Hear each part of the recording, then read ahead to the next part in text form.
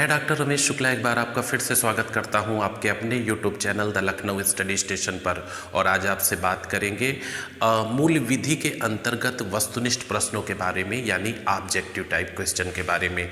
इससे पहले objective question मूल विधि के अंतर्गत 2 वीडियो अपलोड हैं, आप उन्हें भी देखिए। और ये तीसरा वीडियो होगा जिसमें 10 से 15 क्वेश्चनों पर चर्चा करूँगा और ये प्रश्न आपके लिए बहुत ही महत्वपूर्ण होंगे। पहली चीज़ तो ये कि क्वेश्चन का फॉर्मेट कैसे होता है। जैसे आप डिस्क्रिप्टिव पढ़ रहे हैं, डिटेल में पढ़ रहे हैं कोई भी एक्ट है, तो उससे किस तरह के क्वेश्चन पुट अप होते हैं, इसको समझने में और तैयारी करने में सहायता मिलेगी। तो एक एक करके आप देखिएगा, इंपॉर्टेंट क्वेश्चन पे चर्चा करेंगे। पहला सवाल है, राष्ट्रीय सुरक्षा अधिनियम यानी नेशनल सिक्योरिटी एक्ट 1980, जिसको शॉर्ट में रासुका कहते हैं, यानी राष्ट्रीय सुरक्षा कानून के अंतर्गत हिरासत की अधिकतम अवधि क्या है। तो यहाँ पे इसका सही आंसर है 12 माह। रासुका के तहत हिरासत की जो अधिकतम अवधि है वो 12 माह है। और अधिनियम की धारा 13 के अंतर्गत, अधिनियम की धारा 13 के अंतर्गत यदि गिरफ्तारी के कारण पर्याप्त साबित हो जाते हैं, अगर गिरफ्तारी के कारण पर्याप्त साबित हो जाते हैं तो गिरफ्तारी की तिथि से 12 माह तक उसे हिरासत में रखा जाएगा और इस दरमियान उसे किसी भी प्रकार का रिलैक्सेशन नहीं दिया जाएगा। ना तो इस हिरासत की अवधि को कम किया जा सकता है और ना ही इसमें कोई फेरबदल किया जा सकता है। तो यदि कोई व्यक्ति रासुका के तहत गिरफ्तार होता है और गिरफ्तारी के कारण पर्याप्त साबित हो जाते हैं तो अधिनियम की धारा 13 के अंतर्गत जो हिरासत की अधिकतम अवधि होगी वो 12 माह होगी। सेकंड क्वेश्चन देखिएगा, अनुसूचित जाति और जनजाति से संबंधित है, लेकिन यह उत्तर प्रदेश जमींदारी विनाश एवं भूमि व्यवस्था अधिनियम 1950 के अंतर्गत आता है। अनुसूचित जाति का सदस्य यदि अनुसूचित जाति के अतिरिक्त यानी जो एससी से बाहर का हो, किसी व्यक्ति को भूमि का अंतरण करना चाहता है तो कितनी भूमि से अधिक होने पर ही अंतरण वैध होगा। वेरी इंपॉर्टेंट क्वेश्चन है कि अगर कोई भी अनुसूचित जाति का सदस्य है और अपनी भूमि अनुसूचित जाति के अलावा किसी व्यक्ति को विक्रय करना चाहता है तो क्या वो कर सकता है। अगर आप पूछेंगे क्या वो कर सकता है तो इसका जवाब है कि हाँ कर सकता है, लेकिन इसके लिए उसके पास 3.125 एकड़ से अधिक जमीन होनी चाहिए। अगर किसी एससी के सदस्य के पास इससे कम भूमि है तो वह किसी सामान्य व्यक्ति को जो एससी से बाहर का है उससे विक्रय नहीं कर सकता है। अगर उसके पास इतनी जमीन है तो वो विक्रय कर सकता है, लेकिन इसके लिए जिला कलेक्टर की अनुमति आवश्यक होगी। और दूसरी चीज़, यदि 3.125 एकड़ से ज़मीन कम है तो इसके लिए जिला कलेक्टर विक्रय की अनुमति उस एससी के सदस्य को नहीं देगा। इससे ये या इससे अधिक भूमि होने पर जिला कलेक्टर की अनुमति के बाद कोई भी सामान्य व्यक्ति एससी की भूमि को खरीद सकता है। आइए नेक्स्ट क्वेश्चन पर। नेक्स्ट क्वेश्चन आपके सामने लिखा हुआ है, ध्यान से पढ़िएगा।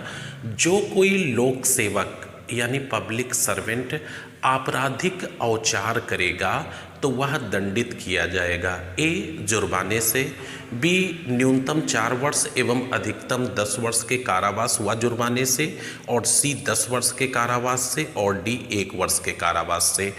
तो काफ़ी अच्छा सा क्वेश्चन है और इसका संबंध प्रश्न का भ्रष्टाचार निवारण अधिनियम 1988 की धारा 13 से है। तो भ्रष्टाचार निवारण अधिनियम 1988 की धारा 13, ये भी ध्यान रखिएगा। भ्रष्टाचार निवारण अधिनियम 1988 की धारा 13 में कहा गया है कि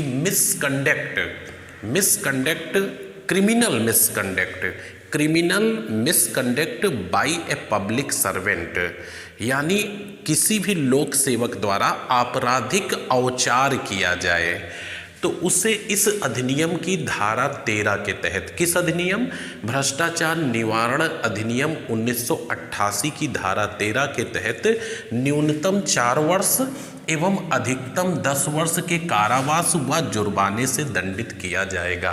काफ़ी इंपॉर्टेंट क्वेश्चन है। भ्रष्टाचार निवारण अधिनियम 1988 की धारा 13 के तहत यदि कोई लोक सेवक आपराधिक औचार करेगा यानी criminal misconduct by a public servant, तो उसे न्यूनतम 4 वर्ष और अधिकतम 10 वर्ष के कारावास व जुर्माने से दंडित किया जा सकेगा। आइए नेक्स्ट क्वेश्चन पे आ जाइए। अगले क्वेश्चन पे क्वेश्चन नंबर 4 आपके सामने लिखा हुआ है और ये इंडियन पेनल कोड 1860 से रिलेटेड है।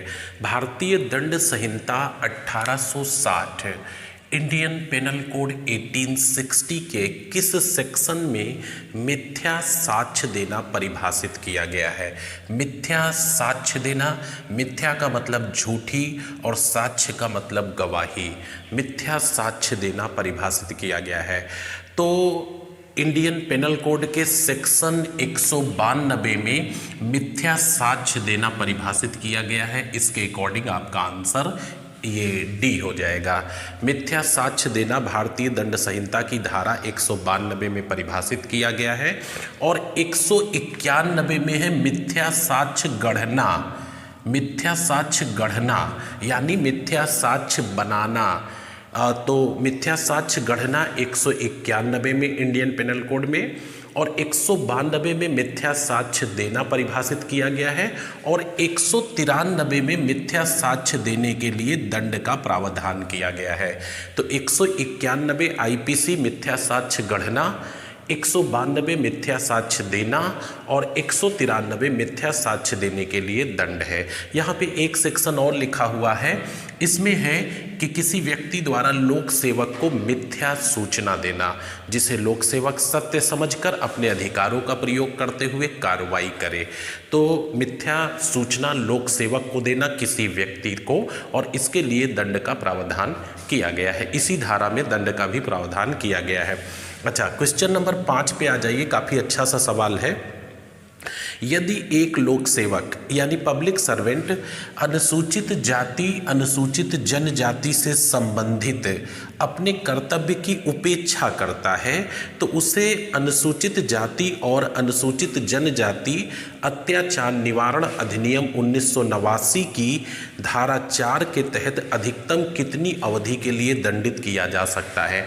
आपसे ये कहा जा रहा है इस क्वेश्चन में कि एक लोक सेवक यानी पब्लिक सर्वेंट अगर SC ST से जुड़े किसी मुद्दे की जो है उपेक्षा करता है, नेग्लेक्ट करता है या तटस्थ रहता है ऐसे मामले में, तो उसे SC ST एक्ट 1989 के तहत जो इसका सेक्शन 4 है वो कितने दंड का प्रावधान करता है। तो पहली चीज़ मैं आपको ये बता दूं कि अगर ये लोक सेवक SC ST का ही सदस्य है तो इसके ऊपर ये धारा लागू नहीं होती है, यानी SC ST के सदस्य के ऊपर SC ST एक्ट नहीं लाया जाता है। आप इसको डिटेल में पढ़िएगा, आपका अधिनियम कंप्लीट दिया हुआ है।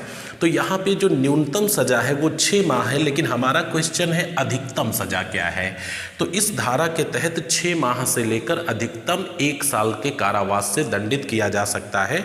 तो इस संदर्भ में आंसर आपका बी सही होगा, 1 वर्ष। तो अधिकतम सजा जो व्यवस्था की गई है धारा 4 में SC ST एक्ट में, वो है लोक सेवक द्वारा अपने कर्तव्यों की उपेक्षा करना। उसके तहत अधिकतम 1 वर्ष के कारावास से दंडित किया जा सकता। आइए नेक्स्ट क्वेश्चन पर। नेक्स्ट क्वेश्चन आप देखेंगे, क्वेश्चन नंबर 6 और 7 2 सवाल और दिए हुए हैं यहाँ पे। Question number 6 motor vehicle act 1988 से संबंधित है।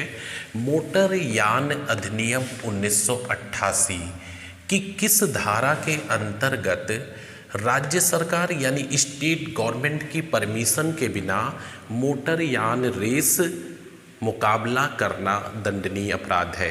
क्वेश्चन ये है कि मोटर वाहन अधिनियम 1988 की किस धारा में यह प्रावधान किया गया है कि राज्य सरकार की अनुमति के बिना कोई भी व्यक्ति या संस्था किसी प्रकार का वाहन रेस या मुकाबला या प्रतियोगिता नहीं करा सकेगा।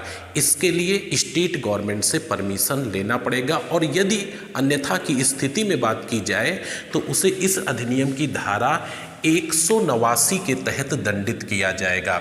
इसका सही आंसर 189 है। यदि कोई व्यक्ति बिना स्टेट गवर्नमेंट के अनुमति के कोई रेस या मुकाबला जैसी प्रतियोगिता कराता है तो उसे इस अधिनियम की धारा 189 के तहत दंडित किया जाएगा, जिसमें 1 माह के कारावास एवं 10,000 रुपये के जुर्माने का प्रावधान किया गया है। तो काफ़ी अच्छा सवाल है, आपको क्लियर हो गया होगा कि मोटर व्हीकल एक्ट 1988 के सेक्शन 189 में कहा गया है कि बिना स्टेट गवर्नमेंट की अनुमति के सार्वजनिक मार्ग पर रेस या मुकाबला नहीं किया जा सकेगा और अन्यथा की स्थिति में 10,000 रुपये जुर्माना एवं 1 माह के कारावास से दंडित किया जाएगा। अच्छा, यहाँ पे सेक्शन 185 है। 185 में क्या है? 185 में है कि नशे के हालत में सार्वजनिक मार्ग पर वाहन को चलाना। यदि कोई व्यक्ति नशे की हालत में पब्लिक प्लेस पर वाहन को चलाता है तो इस अधिनियम की धारा 185 के तहत उसे दंडित किया जाएगा और इसमें जुर्माने की राशि अब 10,000 रुपये है। 10,000 रुपये के जुर्माने से दंडित किया जाएगा। और इसका जो 186 सेक्शन है ये है शारीरिक एवं मानसिक रूप से अक्षम व्यक्ति द्वारा पब्लिक प्लेस पर वाहन चलाना और इसमें भी 10,000 रुपये के जुर्माने का प्रावधान किया गया है। 184 है लापरवाही या खतरनाक ढंग से वाहन को चलाना।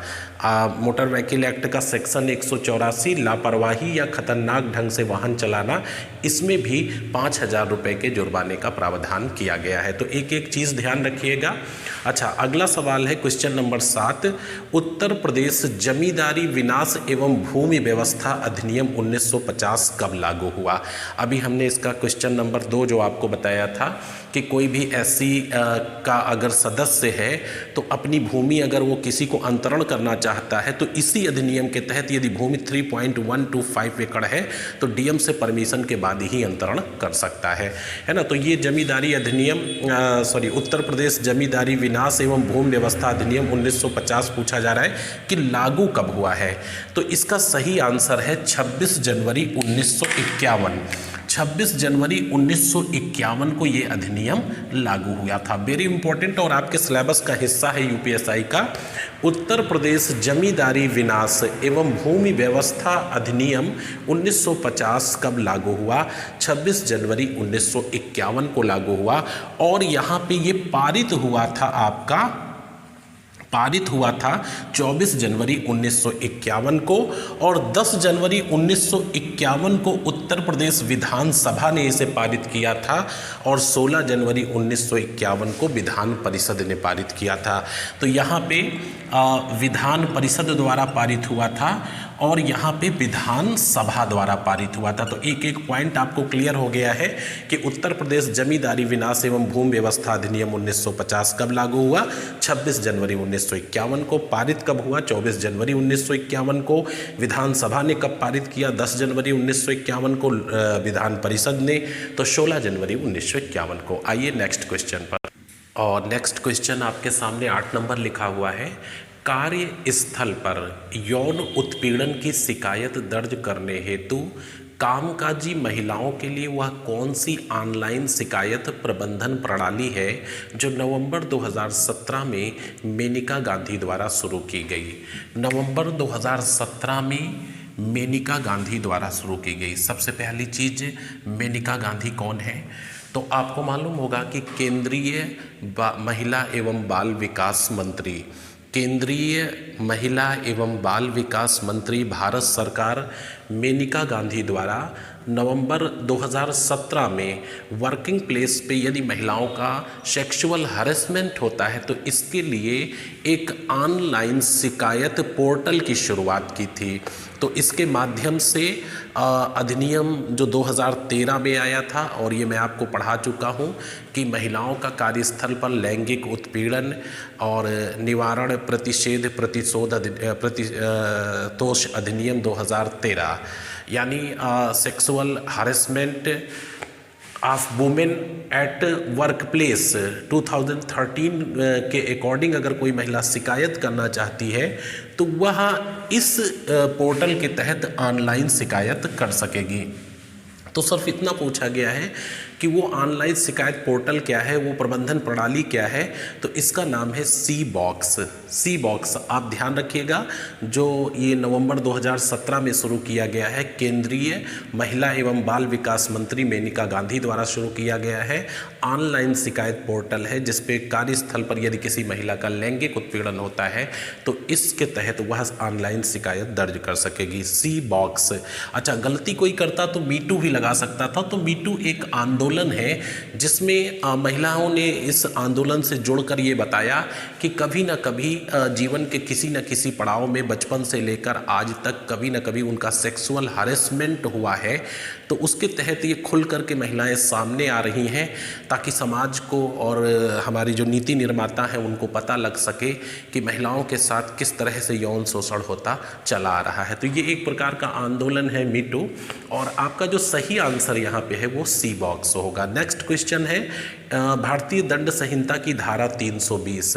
तो इंडियन पेनल कोड के 1860 के सेक्शन 320 में गहरी चोट यानी ग्रीवियस हर्ट में कितने प्रकार की चोटों का उल्लेख किया गया है?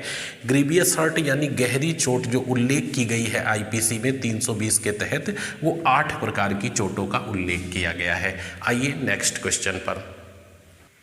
ये नेक्स्ट क्वेश्चन 9 नंबर आपका भारतीय दंड संहिता से संबंधित है। किस मामले में आत्मरक्षा का अधिकार उपलब्ध नहीं होगा? तो आपको मालूम होगा कि भारतीय दंड संहिता 1860 में सेक्शन 96 से लेकर के 106 तक आत्मरक्षा संबंधी अधिकार हैं, यानी प्राइवेट प्रतिरक्षा का अधिकार। और ये प्राइवेट प्रतिरक्षा का जो अधिकार दिया गया है वो संपत्ति और व्यक्ति दोनों को दिया गया है। ठीक है, तो यहाँ पे 96 में कहा गया है संपत्ति और व्यक्ति दोनों के लिए प्राइवेट प्रतिरक्षा का अधिकार उसे होगा। ठीक है, अच्छा, दूसरा पॉइंट इंपॉर्टेंट यहाँ पे ये है कि आपसे कहा गया है कि किस मामले में आत्मरक्षा का अधिकार उपलब्ध नहीं है। राइट, तो 96 से 106 तक आत्मरक्षा का अधिकार दिया गया है, लेकिन किस मामले में आत्मरक्षा का अधिकार उपलब्ध नहीं है? क्या जंगम संपत्ति की रक्षा में? बिल्कुल उपलब्ध है। जंगम संपत्ति की रक्षा में सेक्शन 103 के तहत आपको उस हद तक अधिकार उपलब्ध है जहां तक आप किसी की मृत्यु कारित कर सकते हैं। तो जंगम संपत्ति के संदर्भ में 103 में आपको आत्मरक्षा का अधिकार दिया गया है। आपराधिक अत्याचार को रोकने में यहाँ पे धारा 100 के तहत आपको उस हद तक अधिकार है जहाँ तक किसी की मृत्यु कारित कर सकते हैं। अगर आपको ऐसा लगता है कि इसके द्वारा किए गए हमले से सामने वाले व्यक्ति की मौत हो सकती है, उसे गहरी चोट पहुंच सकती है, या अन्य रेप करने के उद्देश्य से किया गया हमला हो, या एसिड अटैक के उद्देश्य से किया गया हमला हो, इस हद में कोई व्यक्ति अपनी या अपने बगल में खड़े किसी व्यक्ति की प्राइवेट प्रतिरक्षा उस हद तक कर सकता है जहां तक वो किसी की मृत्यु कारित कर सकता है। तो इसका सही आंसर फिर क्या होगा? सही आंसर है लोक सेवक द्वारा किया गया कार्य के संबंध में प्राइवेट प्रतिरक्षा का अधिकार नहीं है, और ये धारा 99 में दिया हुआ है।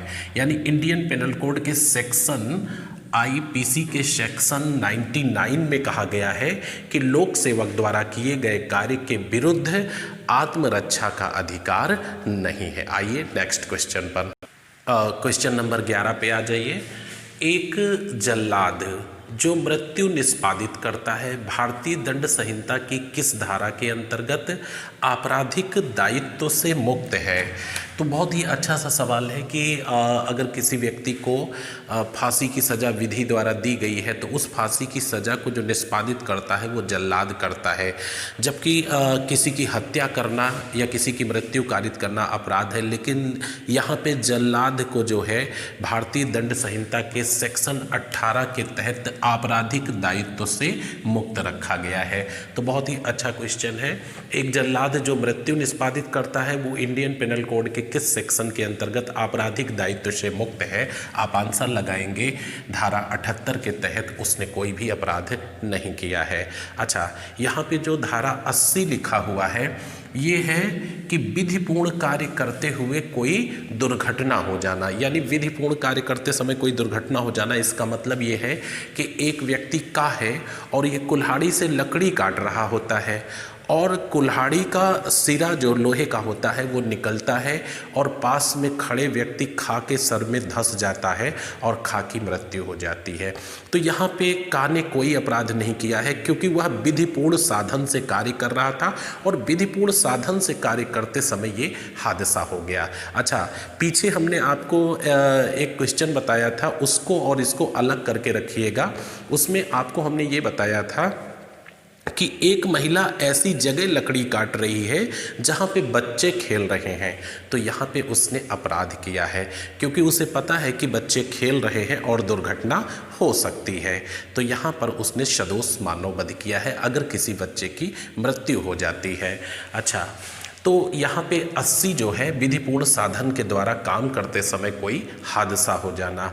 और जो 79 है ये भी काफ़ी इम्पोर्टेंट है कि विधि के तहत कार्य करते समय तथ्य की भूल हो जाना, क्योंकि इंडियन पेनल कोड में विधि की भूल क्षम्य नहीं है।